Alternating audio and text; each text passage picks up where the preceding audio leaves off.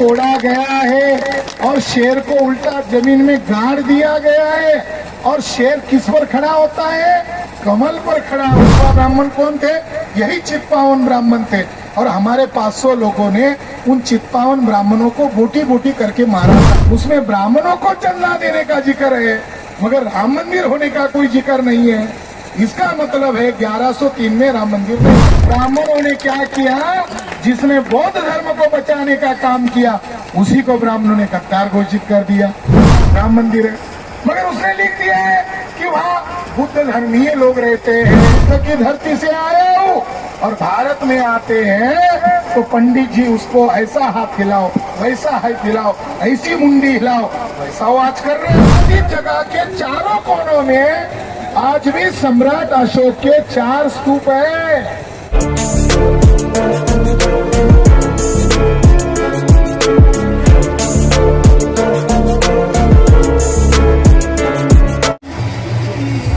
वहाँ जो चीजें मिली है वो सारी की सारी चीजें मौर्यकालीन है, बुद्धकालीन है। तो इसलिए हमारा ये दावा है कि वो चीज हमारी विवादित जगह का जो एरिया है तो लगभग 2 एकड़ एरिया है। विवादित जगह कितना है? 2 एकड़ है, जिसके ऊपर मंदिर मस्जिद का विवाद था। मगर उस विवादित जगह के चारों कोनों में आज भी सम्राट अशोक के 4 स्तूप है। इन ब्राह्मणवादी लोगों ने एक स्तूप का सुग्रीव पर्वत हुआ अशोक राजा का बनाया हुआ बुद्धा का स्तूप, एक स्तूप का कुबेर पर्वत, उस कुबेर पर्वत के अंदर बुद्धा के शरीर के अवशेष सम्राट अशोक ने रखे हैं। वाद विवाद हमारे लिए ये शोक का दिन क्यों है? जितना प्रोपेगेंडा किया जा रहा है, आर्कियोलॉजिकल सर्वे ऑफ इंडिया क्या कर रहा है? उनके षड्यंत्र में शामिल है। मैं ये कहां से बोल रहा हूं? मैंने वो रिपोर्ट पढ़ लिए है, आर्कियोलॉजिकल सर्वे ऑफ इंडिया के रिपोर्ट मैंने पढ़ लिए और वो पढ़कर मैं आप लोगों को बता रहा हूं वो जमीन आपकी है। मगर इसका दावा किसको करना चाहिए? पुरातत्व विभाग को। पुरातत्व विभाग क्या कर रहा है? उन ब्राह्मणों के षड्यंत्र में शामिल हो गए। क्यों शामिल हो गए? जैसे हाई कोर्ट और सुप्रीम कोर्ट के जजेस ब्राह्मण हैं, उसी तरह पुरातत्व विभाग का डायरेक्टर जनरल जो पद होता है इस पर ब्राह्मण बैठा होता है, उसके शामिल होगा। साथियों, एक सबूत देता हूं, अकाट्य सबूत। दुनिया थूक रही है आज जो है, दुनिया हमारे देश पर, हमारे लोगों की बुद्धिमत्ता पर थूक रही है, क्योंकि दुनिया के लोगों को मालूम है, नरेंद्र मोदी को भी मालूम है, अंबानी की पत्नी को भी मालूम है, भागवत को भी मालूम है भारत किसका है। तो अब मोदी जी बार बार विदेश में जाते हैं और विदेश में जाकर कहते हैं मैं सम्राट अशोक और बुद्ध की धरती से आया हूँ। विदेश में जाते हैं बुद्ध के नाम से, लोगों को बोलते हैं मैं बुद्ध की धरती से आया हूँ। और भारत में आते हैं तो पंडित जी उसको ऐसा हाथ हिलाओ, वैसा हाथ हिलाओ, ऐसी मुंडी हिलाओ, वैसा वो आज कर रहे हैं। दुनिया में जाते हो तो भीख मांगते हो बुद्धा के नाम से, अशोका के नाम से, और भारत के लोगों को मूर्ख बनाते हो। ऐसा दोगला आदमी दुनिया में कहीं नहीं हो।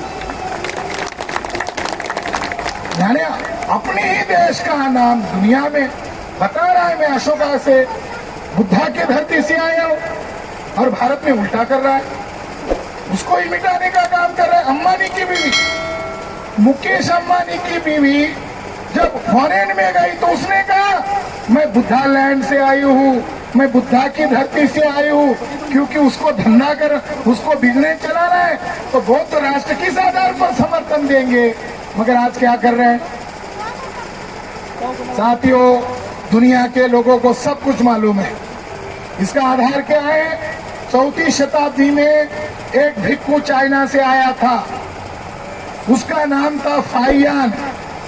फाइयान उस जगह पर गए और 4वीं शताब्दी में उसने लिख कर रखा है कि मैंने सम्राट अशोक के द्वारा बनाया गया 4 बड़े स्तूप को देखा है।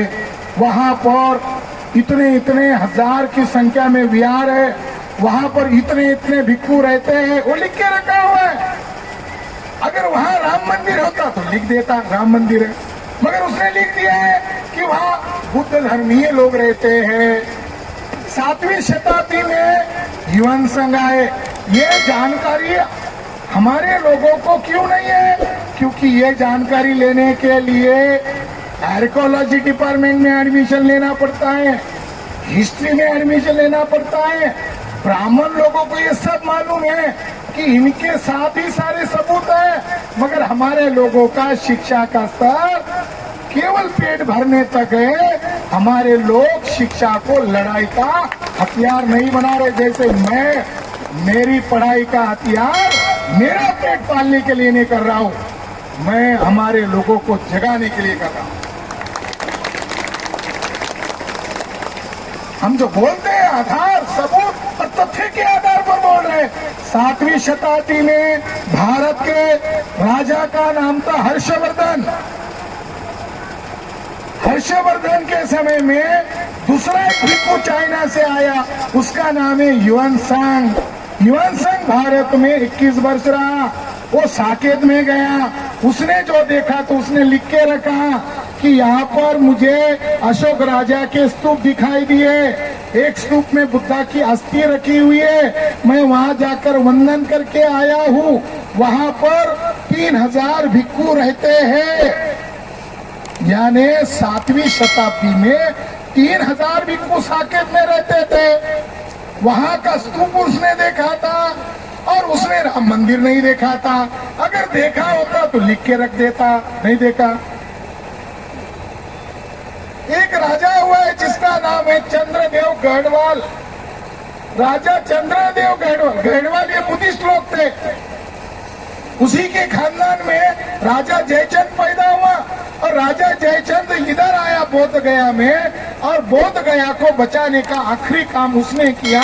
और उसी के कारण राजा जयचंद के कारण ये बोध गया की इमारत जिंदा है। ब्राह्मणों ने क्या किया? जिसने बौद्ध धर्म को बचाने का काम किया उसी को ब्राह्मणों ने गद्दार घोषित कर दिया। जयचंद यानी गद्दार। गद्दार, अरे गद्दार क्यों है? काल्पनिक बातों पर इतिहास बनाया जा रहा है।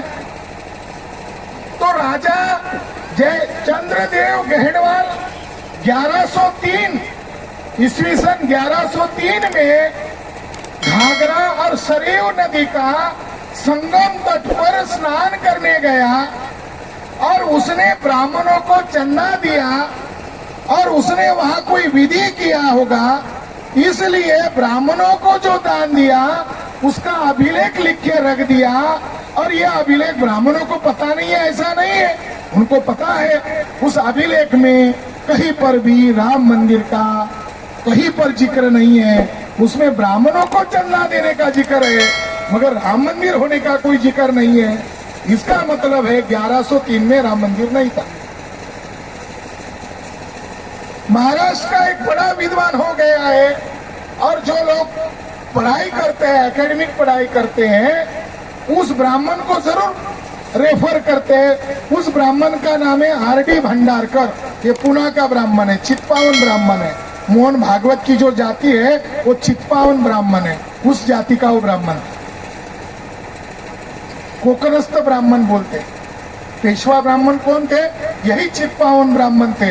और हमारे 500 लोगों ने उन चित्पावन ब्राह्मणों को बोटी बोटी करके मारा था भीमा कोरेगांव के युद्ध में।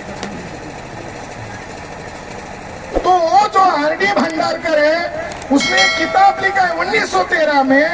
उस किताब का नाम है Vaishnavism and Shaivism and other religious sect. इस किताब में उसने लिखा है कि 14वीं शताब्दी तक राम पंथ अस्तित्व में नहीं था, या राम के नाम पर कोई बड़ा मंदिर बनाना, कोई पंथ जिसको अंग्रेजी में कल्ट कहते हैं, 14वीं शताब्दी तक कुछ नहीं था। तो साथियों, सारे एविडेंस ये बताते हैं कि वो जो विवादित जगह उन्होंने बनाई है वो बौद्ध स्थल है। 5वें नंबर का सबूत ये है कि अभी ये मामला 2-4 दिन के बाद ठंडा हो जाएगा। आप भी वहां जाओ और राम मंदिर देखने के लिए जाओ, और राम मंदिर के सामने ही शरयू नदी का तट है, और शरयू नदी के अंदर एक कुंड है जिसको वो राम कुंड कहते हैं। और रामायण लिखने वालों की यह मान्यता है कि राम ने उसके अंदर डुबकी लगाकर स्वर्गवास हो गए, रामायण में लिखा, इसीलिए वहां कोई जाता तो डुबकी लगाता है। उस राम कुंड के ऊपर सीढ़ियों से चढ़कर आप आओगे तो वहां पर एक मंदिर है, जिस मंदिर का नाम है नागेश्वर नाथ टेम्पल। वो शिव का मंदिर लोग बोलते हैं, आज भी है। और उसके अंदर जो शिवलिंग है, उस शिवलिंग को कमल की पंखुड़ियां है। भारत का एकलौता शिवलिंग है जिसको कमल की पंखुड़ियां है। कितनी आश्चर्य की बात है। और उन पंखुड़ियों वाले शिवलिंग को पुरातत्व विभाग ने अध्ययन किया, और अध्ययन करके रिपोर्ट में लिखा हुआ है ये शिवलिंग नहीं है, ये सम्राट अशोक का शेर स्तंभ है। इसको तोड़ा गया है और शेर को उल्टा जमीन में गाड़ दिया गया है। और शेर किस पर खड़ा होता है? कमल पर खड़ा होता है, क्योंकि वो शाक्यसी है, वो भारत का असली पिता है, वो सूरज देने वाला एक प्रतीक है, वो तथागत बुद्ध का प्रतीक होता है। उसको उन्होंने उल्टा गाड़ दिया, और उसके नीचे जो कमल का चिन्ह था उसकी पंखुड़ियां दिखाई देती थी। 2003 तक दिखाई देती थी, आज भी दिखाई देती है। मगर 2003 में जो उत्खनन किया हुआ विवादित जगह का, तो उन बदमाश ब्राह्मणों को लगा इधर तो हम दफन कर रहे हैं, मगर मंदिर में तो सबूत खुला आंखों से दिखाई दे रहा है। तो इधर के बदमाश ब्राह्मणों ने वहां के बदमाश ब्राह्मणों को कहा अभी महाशिवरात्रि आएगी, महाशिवरात्रि का मौका ढूंढकर आप इसको चांदी का पत्रा बिठा दो। पत्रा तो बिठा दिया, मगर पत्रे को भी कमल की पंखुड़ी की डिजाइन बनाना पड़ा, क्योंकि वो मिटा नहीं सकते, तोड़ नहीं सकते। कितने सबूत है।